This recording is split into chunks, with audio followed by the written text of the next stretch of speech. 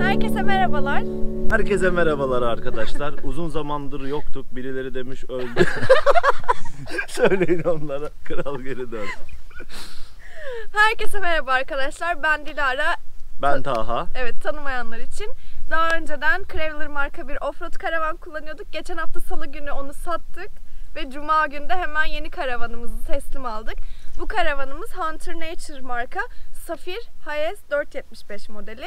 Adından anlayacağınız üzere uzunluğu tam 4 metre 75 santim.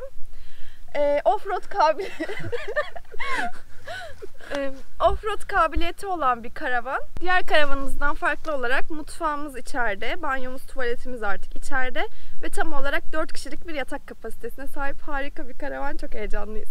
Evet. Hemen şimdi dış özelliklerine bakalım. Gençler, şimdi insanlar merak edecek. Neyi abi? Şimdi önceki karavan haki yeşildi. Evet. Bu turuncu oldu. Bunun sebebi nedir? Bunun sebebi yaptığımız beyin fırtınasından dolayı böyle bir renk seçtik. Evet. Ama bence çok güzel olmuş. Ben de ilk Yani defa şöyle gördüm. bir şey, doğada böyle hani biz balık avcılığı falan böyle şeylerle uğraşıyoruz ama o yüzden farklı bir renk yapalım dedik. Türkiye'de nadir karavanlardan Çekme biri oldu karavan renk olarak çok fazla turuncu yok. Motokaravan olarak bayağı fazla var ama biz ilki denedik. Hatta normalde çekme offroad karavanların hepsi pütürlü boyadır. Biz onu da düz boya tercih ettik. Çünkü pütürlü boya arazide arasına çok fazla çamur doluyor. Biz bir önceki karavanımızda bu sorunu yaşıyorduk. Temizlemesi çok zor oluyor. Böyle bir şey tercih ettik. Bakalım neler yaşayacağız, hep beraber göreceğiz. Keyfiniz yerinde. Evet, keyfimiz yerinde. Şey gibi oldu, Show TV'de dış ses var ya programda. Karavanımız görmüş olduğunuz gibi kutu gibi. Karavanımızda neler var? Dış gözleri var. Burada dış gözlerimiz mevcut. Burada bir adet tüpümüz var. Biz bunu çifte çıkaracağız. Burada yine malzeme koyabileceğimiz alanlar var. Görün. Işığını kapatayım, dur elektrik gitmesin. Karavanımızın 220 voltla dışarıdan şarj olabilen yeri. Bu kış aylarında giderken havalar kötü olduğunda buradan şarj olabiliyor. Hemen takıp gösteriyorum. Tamam. Gördüğümüz kablo yardımıyla burasını buraya takıyorum. Ve bunu da bir prize takarak şarj ediyorum. Prize değil mi? Evet. İstersen yere batır şarj olursa. Topraklama yapayım mı? Karavanımızın ikinci ve son gözü. İkinci ve son mu? Arkada gözleri var. Ama oralar dolu, kullanılamıyor. Ha, kullanılamıyor Evet, ama yani var. tamam. İkinci gözü, normalde burası boydan boya bir gözdü. Biz turuma kombi koymayı tercih ettik ve tam ortasına koyduk. İki tarafında birer metre boşluğumuz kaldı. Bunun dışında da başka gözümüz yok. Evet. Karavanımızın iki arka gözünde akülük var. 200 amper Apex akümüz var. Yani toplamda 400 amper akümüz var. 2 adet de güneş enerji panelimiz var Solar'a. Bize gayet yeterli olabileceğini Evet. düşünüyoruz. Burada su depolarımız da var aynı zamanda. Biz dışarıda soğuktan donmasın diye yalıtım yaptırdık. Aynı zamanda 2,5 santimlik karavanın burada da zaten bir yalıtımı var. Kış şartlarında umarız ki bu yeterli olacaktır diye düşünüyoruz, değil mi? Evet. Yani o yüzden zaten tercih etmemizin sebebi bu oldu. En büyük özellik Türkiye'deki offroad karavanlarda yalıtım olmamasıydı. Bu da bizi gayet zorluyordu. Şimdi gelelim karavanımızın ön bağlantı yerine. Karavanımızın önünde bir adet Alco stabilizatör bulunuyor. Yolda, düz yollarda, arazide bunu açabilirsiniz. Yani kapalı olduğunda içerideki kömürleri bitirebilir, balataları bitirebilir. Yolda sallanmayı ve savrulmayı engelliyor. 7 adet pinimiz var. Pinimiz demişken biz karavanı aldığımızda bir talihsiz olay yaşadık. Elektrik tesisatı uyuşmadı. Bu da karavanın stopları kaydırmalı sinyal, yeni model sinyal olduğu için arabanın orijinal tesisatıyla uyuşmadı. Bunu biz arabanın orijinal tesisatını servise götürdüğümüzde devreyi tamamlamadığı için orijinal tesisatı iptal edip stoplardan tekrar yeni tesisat çekerek soruna çözüm bulduk. Eğer başınıza gelirse bilginiz olsun. Yeni sistem stopları bir şekilde devreyi tamamlayıp doğru düzgün çalıştırmıyor. Şimdi burası Alco stabilizatör ve Alco kaplin var dedik. Knot fren sistemi var. Bu arada şeyi söyleyeyim arkadaşlar. Burada Alco olduğu için şasenin de Alco olduğu anlamına gelmiyor. Bunların hepsi ayrı parçalar. Bu Alco'nun da fren sistemi var. Ama buraya knot koyulmuş. Alco. Karavanın şasesi de firmanın kendi imalatı. Burada da ufak bir detay var. Burada sordum bunu nedir diye. Burada bir paslanma mevcut. Şase numarasını çakarken yanlış çakılmış. Sonra burası taşlanmış. Ve ardından orası, ben şimdi oraya yeniden bir galvaniz uygulaması yapacağım. O pası oradan sökmemiz ve korumamız Kolay gerekiyor. bir işlem sanırım. Kolay bir işlem, evet. Yani çünkü ona dikkat edilmezse bir problem yaşanabilir.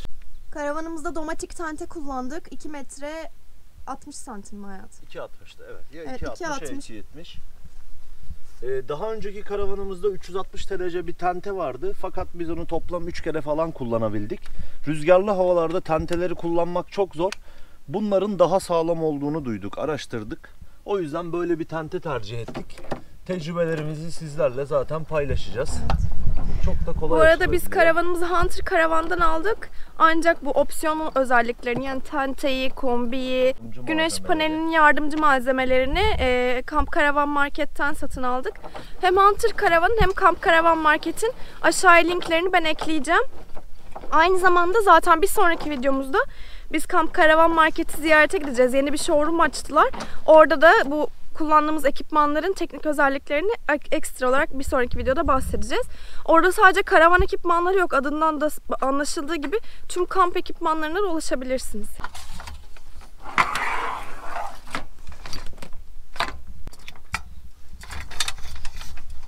Şimdi bir önce burada bir adet plastik bir aparatımız var arkadaşlar. Tentemizin ayağını buraya yerleştiriyoruz. Şu tentemizde ufak bir sorun var. Şöyle bir şey, bu tam karşılığına gelmediği için biraz çapraz duruyor. Normalde bir 10 santim daha içeride olması gerekiyordu. Ama montaj edilirken ufak bir sorun olmuş sanırım.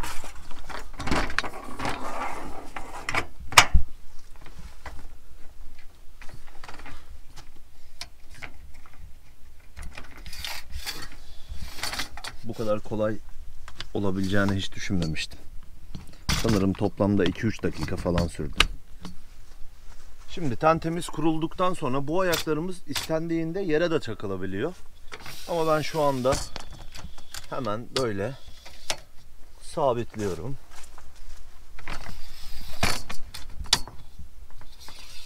Ve tentemiz hazır arkadaşlar. Ben şuradan sadece son bir gergisini yapayım.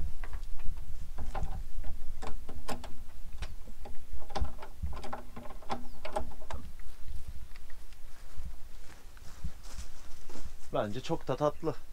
Evet, Çok da güzel. kullanışlı bir tente.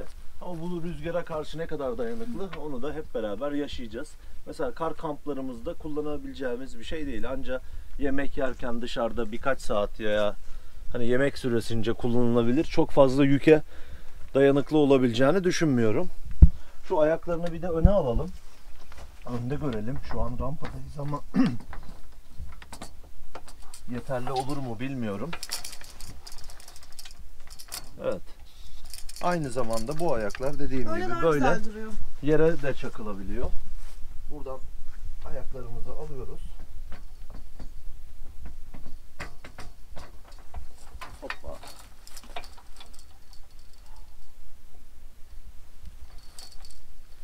Şöyle göstereyim. Ver bakayım. Burada 2 adet yere vidalama delikleri var. Bunu koyduğumuzda yere vidalamamız şart.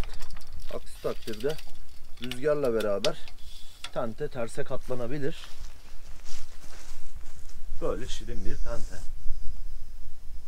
Şimdi karavanımızın artık içine girelim. Evet. Şu kilidi açabiliyor musun? Hangi? Üstteki kilidi açıp kapatabiliyor musun? Evet, boyu yetişmiyor. Ama Rampada evdeyken, olduğu için. Yani böyle düz yerlerde lütfen boyumuzun aslında. Açıyorum. Aç. Şimdi öncelikle kapımızda şuraya 4 adet göz yapmışlar. Bunların amacı ayakkabı koymak. Ancak biz ayakkabı koyar mıyız? Başka bir şekilde değerlendiririz diye düşünüyorum. Şimdi teknolojiye bakın. Evet, boyu kısa olanlar için, benim için değil, yanlış anlamayın.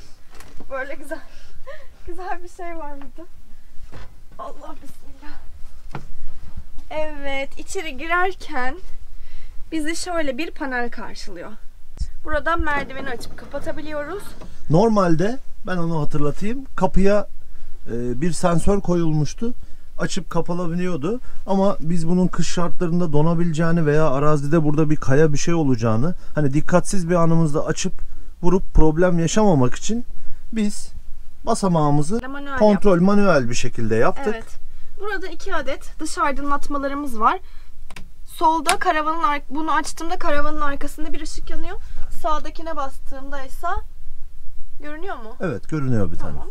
Onları yakmak için aynı zamanda burada 3 adet aydınlatma butonumuz var. Tavan aydınlatma, oturma grubu aydınlatma ve mutfak aydınlatmayı 3 ayrı kısma bölmüşler ve çok güzel olmuş bence. Burada buzdolabı, su pompası, USB ve göstergelerin çalıştığı butonlarımız da var. Buradan karavanın enerji seviyesini görebiliyoruz. Şu an 12.4 doluymuş. Karavanımızın suyu da neredeyse full'e yakın. Ve içerideyiz. Aslında karavanımızın şu derinliği gayet iyi, yeterli. Yani 2 karış falan benden uzun. Taha'ya da çok uygun. Ancak burada daha fazla derinlik kazandırmak için bir bu tarafta bir de arkamda 2 adet zincir var. Sen o tarafı aç, ben de bu tarafı açayım. Sonra hadi bakalım ve aa!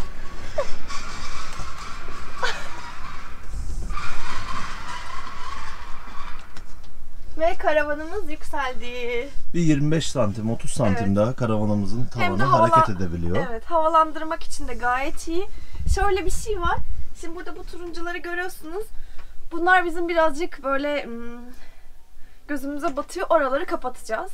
İlerleyen zamanlarda bir şekilde orayı kamufle edeceğiz, değiştireceğiz.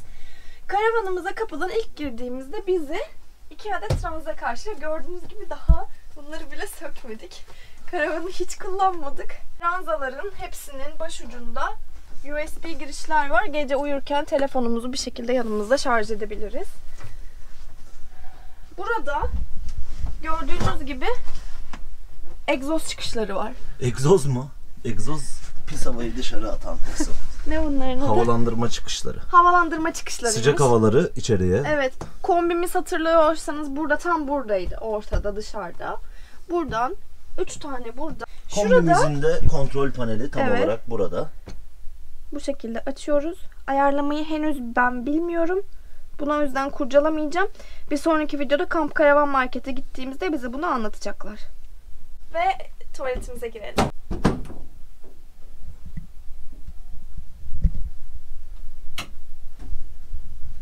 Burada hem duş hem de tuvaletimiz var. Bir adet portapotti. Burada bir adet lavabomuz var. İçeri bir girer misin aşkım? Girdim. Gayet de içerisi alan büyük. Evet. Aynı zamanda buradaki başlığımızı... Oh, ayağım ıslandı. Buraya takarak duş haline getiriyoruz. Hala ayağım ıslanmaya devam ediyor. Bizim eski karavanımızda ayna yoktu. Bazen haftalarca hiç kendimi görmediğim oluyordu. Aracın aynasını kullanıyorduk. Evet. Ama şu an içeride bir aynamız var. Biraz garip gösteriyor ama. Evet, Şöyle. plastik bir ayna.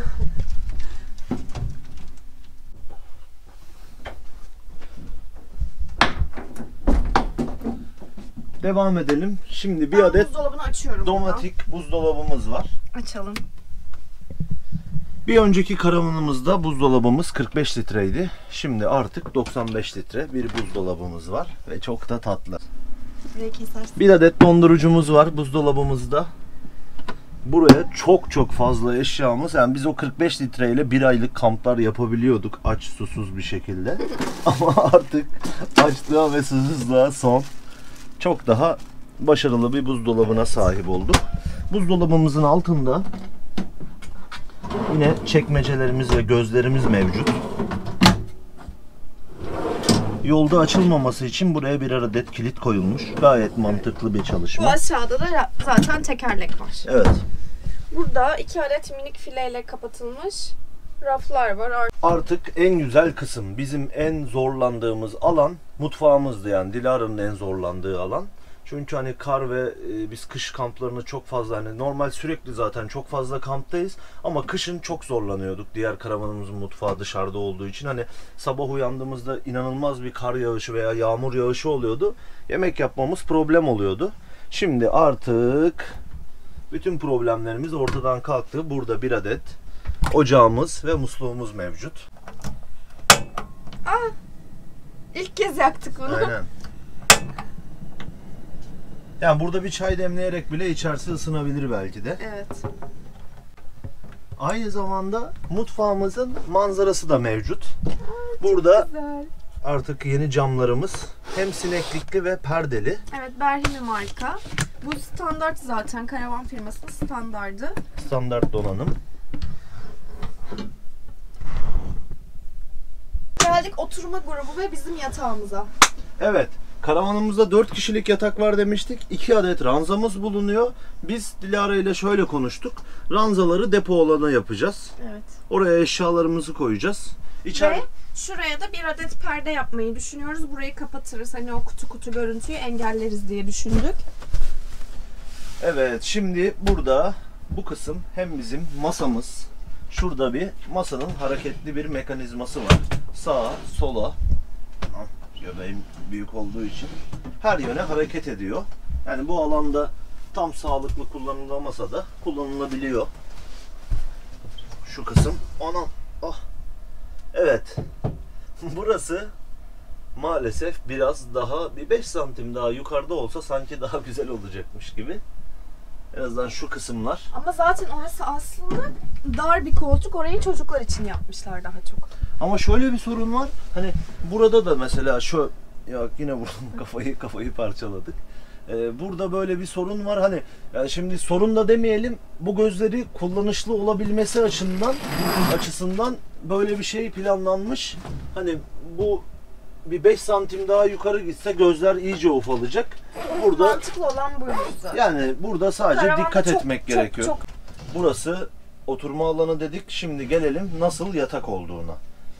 Şimdi Yatağı buraya yan çevirmen lazım. tamam, bir kere aşağıdaki tuşa basıyoruz. Basılı tutup çeviriyoruz. Sonra bir adet burada kolumuz var. Kol buradayız. Masa yatak boyutunu tam olarak tamamlamadığı için şuraya bir parçayı saklamışlar. Şimdi Çok da şöyle mantıklı olmuş. bir parçamız var. Masamız, kollarını açtık. Aşağıya indi.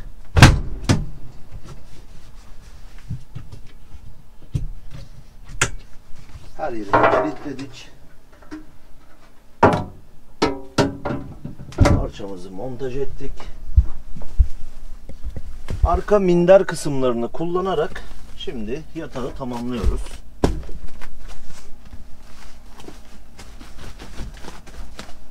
Yat bakalım, sığacak mısın? Hop, gayet rahat yatılabiliyor. Ben de sığarım artık zaten. Senin Şu boyuna anda tam boş falan yok. gelir. Ha, burada rahat bir şekilde 2 kişi yatılabilir. Evet. Gayet mantıklı bir alan. Biz burayı hem yatıp hem masa olarak kullanacağız. Hı hı. Karavanımızın arkasında kaçtı? 110'a 70 olması lazım. Tam emin değilim. Yine büyük bir cam var. Karavanımızın en büyük camı burada.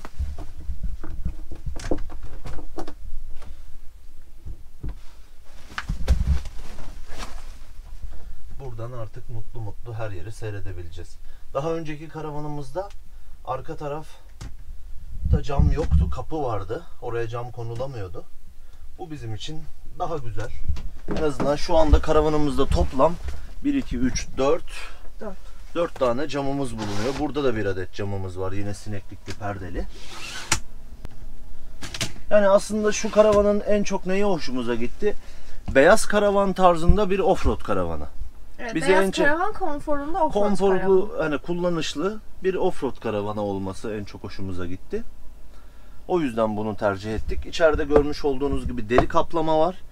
İçerideki Altında- alüminyum panelle deri kaplama arasında 2,5 santim bir yalıtım mevcut. Bunları da şimdi hani biz görerek, dinleyerek aldık. Yalıtımın ne kadar başarılı ve başarısız olduğunu hep birlikte test edip göreceğiz. Tecrübe edineceğiz. Yalnız şöyle sesten yola çıkarak varsayarsak mesela dışarıda olan sesleri biz içeriden duymuyoruz. Evet, bayağı bir ses Evet. yalıtımı var. Hani ısı olarak da yaşayıp tecrübe edip sizinle paylaşacağız. Karavanımızda 8 adet bu şekilde fermuarla kapatılmış gözümüz var. Bu kısım mesela mutfağın üzerinde olduğu için ben buraya fazla mutfak malzemelerimizden yerleştiririm diye düşünüyorum. Yani buralar aslında biraz bana dar geldi. Ama senin de bahsettiğin sebeplerden, yani bu zorunluluktan dolayı bir darlık. Yine böyle ufak tefek eşyalarımızı koyabiliriz ama böyle Mesela çorap kıyafetler... koyabiliriz, Yani, tişört koyabiliriz. Evet. Birçok şey. Kıyafetlerimiz için hurçlar ve kutulardan yardım alırız artık. Ranzaya koyarız onları. Çünkü çok fazla yanımıza battaniyedir, yorgandır, sivitler, montlar. Yani bir tane mont götüremiyorsunuz. Çünkü yağmur yağıyor, ıslanıyor. Islak montu bir daha dışarıda giymek hoş olmuyor. Hemen kurumuyor gibi sebeplerimiz var. O yüzden biraz fazla eşyamız var. Evet. Karavanımız bu şekilde. Sanırım her şeyden bahsettik. Eksik bir şey kalmamıştır diye düşünüyorum. Şöyle yapalım. Siz yeni karavanımızı nasıl buldunuz arkadaşlar? Evet, eksik gördüğünüz bir şey var mı? Ya da beğendiğiniz özellikler. Evet, merak bunu ettiğiniz bir şey var mı? Biz yorumlara şimdi... gelin, hep beraber tartışalım. Bizim zaten birkaç tane yapmayı planladığımız şu perde var. Evet. Birkaç tane değişim var bununla ilgili. Yani ama mesela ilk kamplarımızdan önce şey yapmayız. Bunları tamamlamayız. Hemen bence yola çıkarız heyecanlanıp gibi Evet, düşünüyorum. yani evet. Çünkü sabırsızlandık. Şöyle bir şey, bayağı da sabırsızlandık. Biz karavanımızı 45 günde teslim alacaktık. Bir 20 gün kadar da gecikti. Bu tadilat sürecinde de bir 10 gün uğraşmamız gerekecek. Ama bu gecikmeden dolayı biz de artık beklemek istemiyoruz. Kamp hayatına geri dönmek istiyoruz. Şimdi bir an önce eşyalarımızı yükleyip yola koyulma zamanı. Evet. O zaman Bir sonraki videomuz karavanımıza sigorta ve kullandığımız diğer opsiyon malzemelerinin tanıtımı olacak. Dediğim gibi haberdar olmak isterseniz kanalımıza abone olmayı unutmayın. İzlediğiniz için çok teşekkürler. Hoşça kalın.